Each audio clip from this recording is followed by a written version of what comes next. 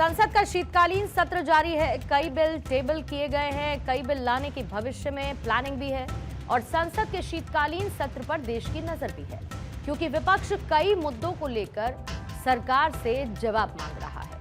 विपक्ष जहां पर एसआईआर के मुद्दे पर सरकार को घेरने की लगातार कोशिश करता रहा और दूसरी तरफ आज सेशन के 11वें दिन दोनों ही सदनों में बीजेपी सांसद की तरफ से गंभीर सवाल उठाए गए। संसद के दोनों ही सदनों यानी लोकसभा और राज्यसभा में बीजेपी सांसद ने कांग्रेस की रैली में पीएम मोदी के खिलाफ हुई नारेबाजी का मुद्दा उठाया।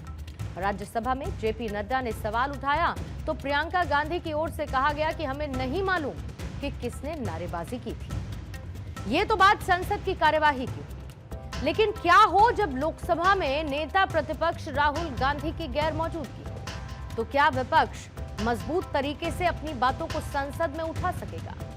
सवाल यह भी कि क्या विपक्ष उन मुद्दों पर सरकार को आगे घेर सकेगा जिन्हें लेकर वो पहले दिन से अटैकिंग मोड में है। असल में हम ये इसीलिए कह रहे हैं क्योंकि राहुल गांधी अब अगले कुछ दिन के लिए संसद की कार्यवाही में हिस्सा नहीं लेंगे। राहुल गांधी आज से 20 दिसंबर तक जर्मनी के दौरे पर हैं।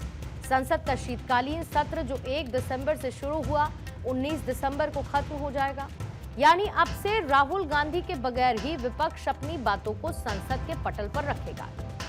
राहुल गांधी पहले भी अपनी विदेश यात्राओं को लेकर सरकार के निशाने पर रहे हैं और बीजेपी ने राहुल गांधी के लिए एक नए शब्द का आविष्कार किया है, उसका हम विश्लेषण करेंगे। लेकिन इतना समझ लीजिए कि विपक्ष एक बार फिर से इस मुद्दे को लेकर बैकफुट पर आने वाला है। संसद के नेता प्रतिपक्ष श्रीमान राहुल गांधी जी फिर एक बार विदेश यात्रा पे निकले हैं, इस बार जर्मनी के लिए। उनका जो इस बार का जो विजिट है वो ठीक संसद के सत्र के बीच में है। क्या होती है नेता प्रतिपक्ष की भूमिका, क्या होती है? यही तो होती है कि जो भी प्रस्ताव सरकार रखती है, जो भारत सरकार जो भी बिल प्रस्तावित करते हैं संसद में, उन पर वाद विवाद करना, ये और उनके पूरे पक्ष का नेतृत्व करना, यही तो भूमिका है नेता प्रतिपक्ष की। अगर वो उस समय उनके साथ न हो और वो सामने से आगे से उसका नेतृत्व न करे, तो फिर क्या भूमिका रह जाएगी नेता प्रतिपक्ष की? तो राहुल गांधी के पिछले 6 महीने में ये 5वीं विदेश यात्रा है और बीजेपी ने उन पर निशाना साधते हुए उन्हें नया नाम दिया LOP यानी लीडर ऑफ पर्यटन। जर्मनी में राहुल गांधी का प्लान है जर्मन सरकार के ऑफिसर्स से मुलाकात करने का। इसके अलावा राहुल गांधी इंडियन कम्युनिटी के लोगों से भी मुलाकात करेंगे और इसके अलावा वो 17 दिसंबर को जर्मनी की राजधानी बर्लिन में होने वाले इंडियन ओवरसीज कांग्रेस के कार्यक्रम में भी शिरकत करेंगे। इस कार्यक्रम में यूरोप के अलग अलग देशों से आए IOC के नेताओं से मुलाकात होगी। ये उनका पूरा स्केड्यूल है।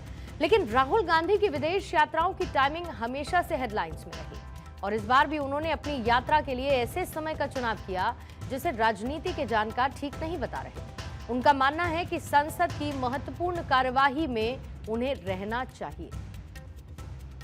ये सब जो है, हर बार जब भी कोई भी एक मुख्य कोई एक समय होता है, जैसे कोई इलेक्शन का समय हो या वो CA प्रोटेस्ट का समय हो, या ऐसे अनेकों उदाहरण हैं जिस समय राहुल गांधी जी अपने पक्ष का नेतृत्व न करते हुए। अब राहुल गांधी की पिछली कुछ विदेश यात्राओं के बारे में आपको बताते हैं, क्योंकि जून से लेकर सितंबर तक वो लंदन, मलेशिया, ब्राजील, कोलंबिया की यात्रा पर गए। 25 जून 2025 से 6 जुलाई 2025 तक वो लंदन के दौरे पर थे, यानी कि साल के बीच में। इसके अलावा सितंबर तक उन्होंने मलेशिया और दक्षिण अमेरिका के 4 देशों की यात्रा की, जिसमें ब्राजील, कोलंबिया शामिल रहे। इस दौरान उन्होंने इन 4 देशों में वहां के स्टूडेंट से लेके बिजनेसमैन और लीडर्स के साथ संवाद किया। इस दौरे को लेकर भी बीजेपी ने उन्हें निशाने पर लिया। अब वार पलटवार का सिलसिला काफी दिन तक चलता रहा।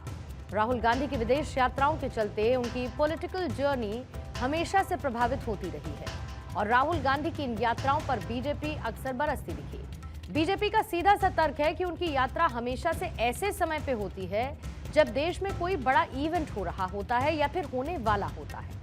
बीजेपी आरोप लगाती रही कि Rahul Gandhi non serious politics करते हैं। कुछ लोग उन्हें पार्ट टाइम लीडर तक कहने लगे हैं। अब बीजेपी ने उनकी जर्मनी यात्रा को टूरिज्म करार दे दिया है। अब ऐसे में राहुल गांधी की कुछ और यात्राओं का जिक्र करना जरूरी है जिन पर पहले भी विवाद हुआ। अप्रैल 2025 में हुई यात्रा में उन्होंने बॉस्टन में इलेक्शन कमीशन को लेकर सवाल उठाया। उसके बाद उन पर यह आरोप लगे कि उन्होंने विदेश जाकर भारत की छवि को खराब किया।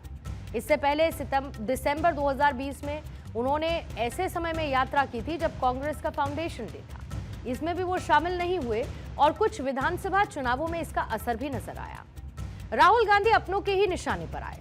दिसंबर 2019 में भी कुछ ऐसा हुआ जब विपक्ष सीएए के खिलाफ एक बड़ा आंदोलन कर रहा था और राहुल गांधी उस समय दक्षिण कोरिया की यात्रा पर थे। यहां पर कांग्रेस नेताओं ने उन पर सवाल खड़े किए। हालांकि कांग्रेस का एक तर्क और भी है।